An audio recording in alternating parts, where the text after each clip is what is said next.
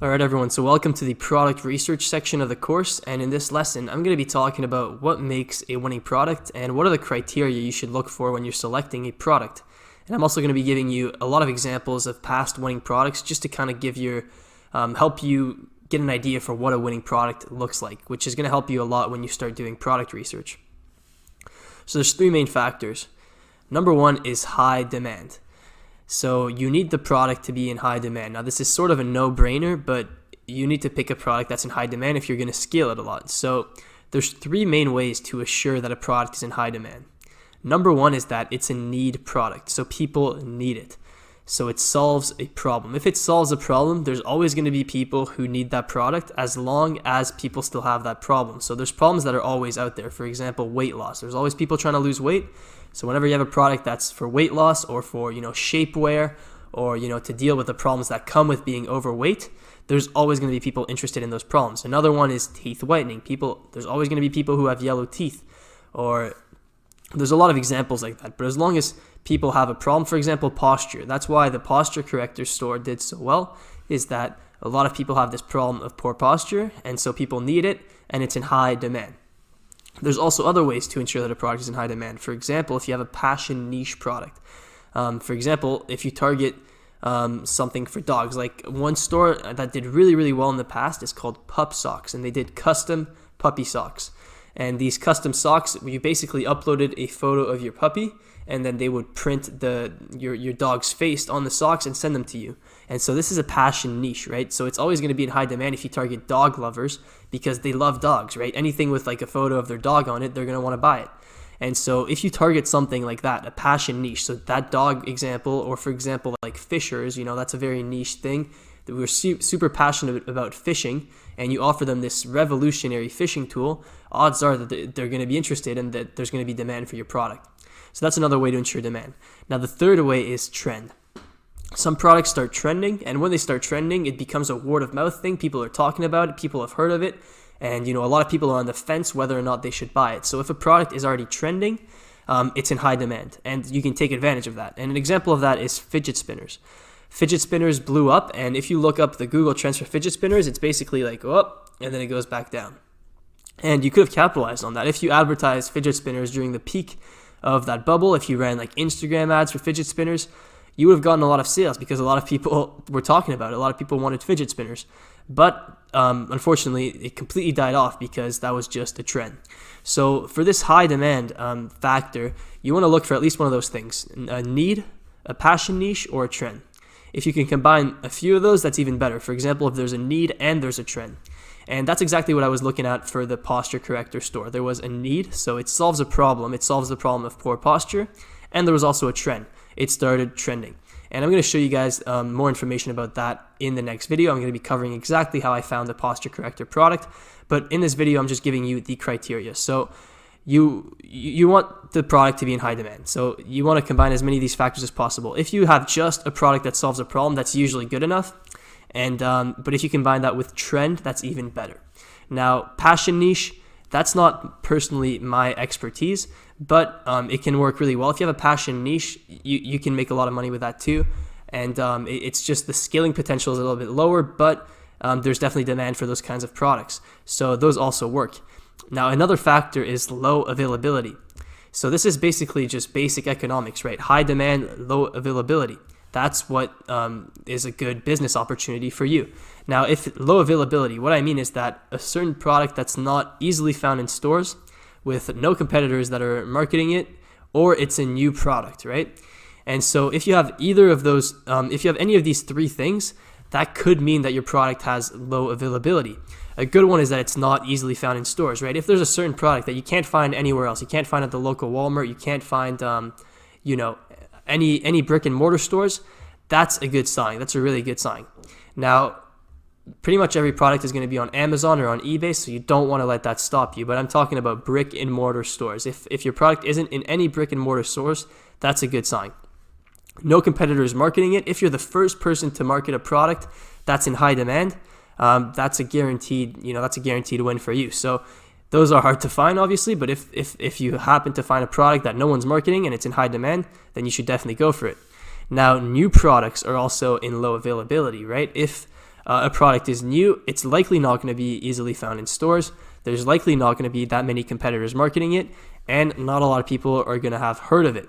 And so these two right here, high demand and low availability, are probably the most important when it comes to picking a product. But this uniqueness, this third factor, is also extremely important because we're advertising on social media. So these two factors are just the basic economics, supply and demand. But this is the social media factor. Since we're going to be advertising these products on social media, you do want some level of uniqueness to the product. And so there's different forms of uniqueness that you could have. So number one is just wow factor. Like when you watch a video and you're just like, wow, that's impressive. And I would consider the posture correctors as a wow factor. And I'm going to elaborate more on the posture corrector store soon. But there's wow factor, right? Because it offers an impressive solution to having like a poor posture, right? The curved shoulders, all that type of thing. In the video, it shows you, oh, the back's getting straight. And when people see that, they're impressed. It gives off wow factor. And so that helps a lot with social media. It gets people talking in the comments. It just gets a lot of engagement, and it really helps the post do well on social media. So wow factor is extremely important if you're going to advertise on social media. Now, there's different ways to have uniqueness. Quirky, fun products also work great, and a lot of people advertise these mainly. For example, bluecrate.com, that's like their whole strategy is to focus on quirky, fun products, and those work well because they're unique, right? And so if you have unique products, it gets people's attention on social media. So quirky, fun products do work well. And another way to be unique is with customization. So like I was talking about the example of the pup socks, the company that did socks where you could print your puppy's face on the socks. That's customization. It makes you more unique, right? And so you guys should definitely look up pup socks if you're interested in that. There's a great case study write-up somewhere on Google if you look up pup socks. And that's how they stood out on social media, right, with customization. So they were like, their ads literally showed, put your puppy on your socks. And so people were like, ooh, this is so unique, this is so cool. And they were talking about it in the comments, and then the post just went completely viral. And so uniqueness, customization works well. Now, the last thing is new product. If you have a new product and you show it in an ad and people are like, what in the world is this? That's unique, right? That gets people's attention. So new products work well for uniqueness as well too. So you want to have these three main factors in place at least when you're selecting a product. So high demand, low availability, and uniqueness. Any combination of one of these, and one of these. And if it's more than one, it's even better. Now, this is my favorite combination. So this is I'm taking one subheading out of each of these three categories. So for high demand, low availability, and uniqueness, I like something that solves a problem that's not easily found in stores and that has wow factor. So I hope you guys understand what I'm doing here. So I'm just picking one of each of these for high demand. So high demand, I'm picking solves a problem. Low availability, I'm picking not easily found in stores. And uniqueness, I'm picking wow factor. And so this is my formula for a winning product. This is what I've had the most success with. And pretty much everything, all my products that I'm running right now follow this exact criteria, and I've had success with this exact formula. So you want a product that solves a problem, that's not easily found in stores, / that it's kind of a new product, and that has wow factor. And so I want to show you examples of past products that kind of fit those criteria and that were proven to be extremely successful products. So number one, the posture corrector. This is the product that I was selling on the Flex Posture store, the store for the case study for this course. So the posture corrector, it solves a problem, right? Poor posture, back pain, slouching. These are all real problems that a lot of people have, right? What percent of the population do you think slouches or has back pains? The potential reach on that is massive. And as long as someone is slouching or someone has back pains, you can offer them this solution, the posture corrector, and they're going to be interested in buying it. It's as simple as that. Now, there's a wow factor here. It's an easy solution. As you'll see in my ads later on in the case study and in this course, you'll see that the ads showed wow factor. It offered this cool solution, this easy solution to the problem, and it was an impressive solution, and the ads had a wow factor. And now the last thing is that it's not easily found in stores. If people could find this in stores easily, what would happen is I would advertise, and then they'd be like, oh, this makes me want a posture corrector. And then they would stroll down onto Walmart and then try them on, try posture correctors on at Walmart and then buy one. So there's no posture correctors in stores. People don't really sell them in stores. And so that's a huge advantage. People have to buy these online because they don't see them in brick and mortar stores. So posture corrector is a great example of a product that fits this exact blueprint. Solves a problem, not easily found in stores, plus wow factor equals winning product. Now, charcoal teeth whitening, another great example, and this was another of my winning products. As a lot of you know, my first store was Beauty Charcoal. I scaled that to over $1 million in sales with this teeth whitening product. Now, why did it do so well? Well, number one, it solves a problem. Yellow teeth. How many people have yellow teeth? Wow factor. It has impressive results, right? In the videos and everything, and it's an impressive product, right? The fact that black powder can turn your teeth more yellow. So it gets people talking, it's impressive, it's interesting, and so it has that wow factor. Now, the last thing is that it's not easily found in stores. Now, this isn't true anymore. This charcoal teeth whitening powder, it wasn't easily found in stores back in 2017 when I started it. Now it's in all stores. And so that's why it doesn't do as well anymore, because it's in every single store. And there's all these independent brands like Organic Activated Charcoal. And so now it's in every single store and it's not doing as well anymore. But back when I was selling it, it was not easily found in stores, and that contributed a lot to how well it sold online. Now, another product, the strapless push-up bra. This is another product that did really well for a lot of people. It solves a problem, right? A lot of girls don't want these straps to show when they're wearing like dresses or they're going out to the club. I don't really know. They don't want their straps to show. And then there's also the cleavage problem. Like they can pull together string to get a better cleavage. So that's a problem, I guess, as well. So, those are two problems solved by this product. Now, there's the wow factor. It holds by itself without any straps, any back straps, anything. It's just like suction cups, I suppose. And so that's impressive. And in the ads, you show that it holds by itself. You show that it's strapless. You show that you can just easily pull together the strings to get that cleavage going. These are all wow factors. It's all things that you can show in the ad that people are going to see and they're going to be like, wow, that's really cool. And then they're going to want to tag their friends. They're going to want to talk about it. And then the last thing, again, not easily found in stores. So I'm sure you guys are starting to see the pattern. All these products kind of follow a similar pattern. Now, another one, portable makeup bag. This was a huge product, extremely successful for a lot of people. Now, it solves a problem. The problem itself being that it's hard to find items in a makeup bag. They have to, women usually who have these makeup bags, they empty it all on the table to try to find just one thing, and then they have to pack it all back up. This thing just lets you open it up flat on the table and pick out whatever item you need. So it solves a problem. Wow factor. If you ever seen ads for this product, there's definitely wow factor. They just spread it all out on the table and then pull one string to close it all up. It looks cool. It's efficient, and people want it, and then it gets people talking. Once again, not easily found in stores. This product was not easily found in stores. Now, I don't know if it is nowadays, but I suppose that it's still not that easily found in stores. So this was a great product. Now, another example, silicone stretch kitchen lids. So this was a very successful product. It is still very successful to this day. And so once again, solves a problem. It's a convenient solution for storing food. And so it's like this wrapper, it's like this lid it's like a stretch lid basically that you can just stretch on top of anything to basically close any Tupperware. You can cover any plate, you can cover half of a melon apparently.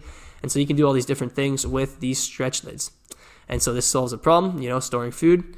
Wow factor, it's impressive. If you see the ads for this product, they make it look super cool, super impressive. You can pretty much store anything with just these kitchen lids. And so it definitely has wow factors, and once again, not easily found in stores. If you go to stores, you just find regular Tupperware, right? You don't find these kitchen stretch lids. So another cool product. Now, this pore cleansing vacuum, once again, solves a problem. Clogged pores.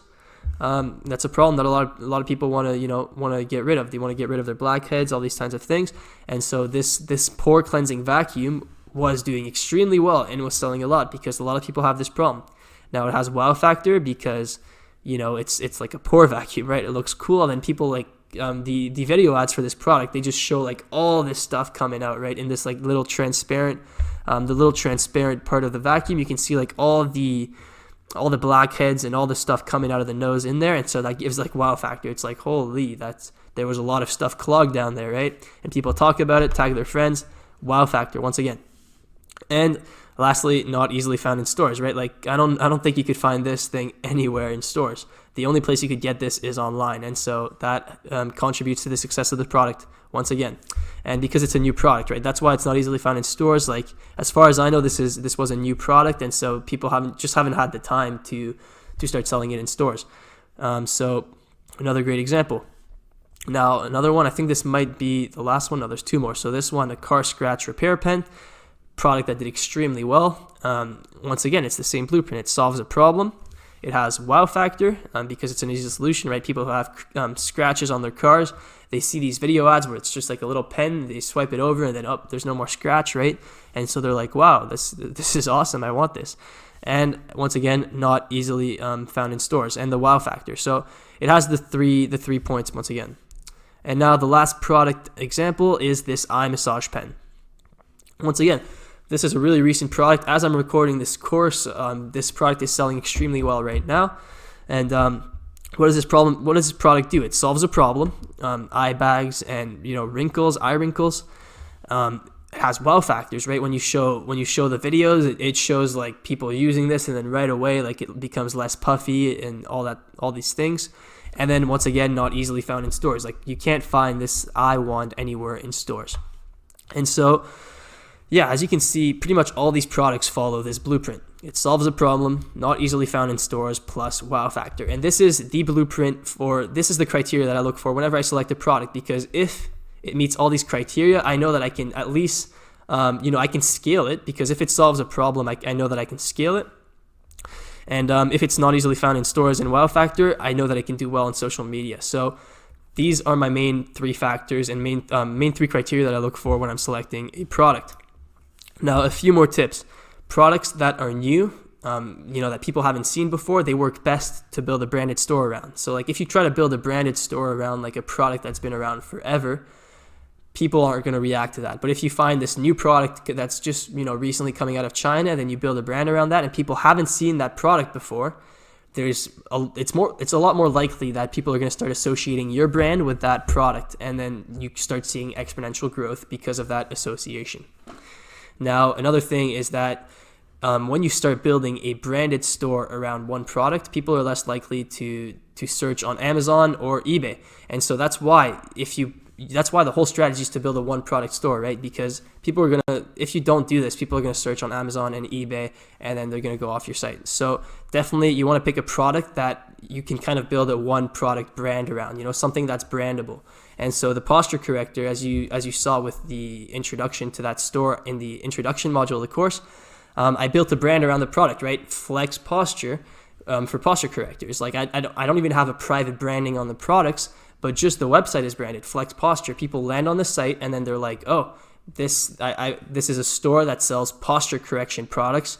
And so they didn't have any second doubts whether or not they should go check for competitor prices on Amazon or eBay. They just bought it right from my site. Now, another thing, products that solve a problem are the easiest to sell to cold traffic at scale. So like I think I already explained this enough.